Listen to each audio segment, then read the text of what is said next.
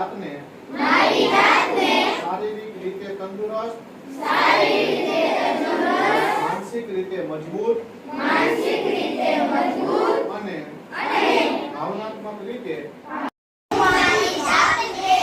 શારીરિક રીતે તંદુરસ્ત માનસિક રીતે મજબૂત અને ભાવનાત્મક રીતે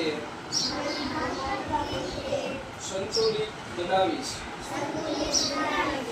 હું મારા પરિવાર અને મિત્રોને દરરોજ રમવા અને રમતગમત અને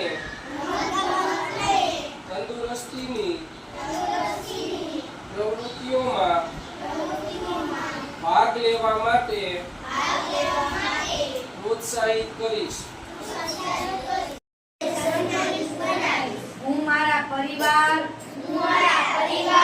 અને મિત્રોને દરરોજ રમવા અને રમતગમત અને તંદુરસ્તીની પ્રવૃત્તિમાં ભાગ લેવા માટે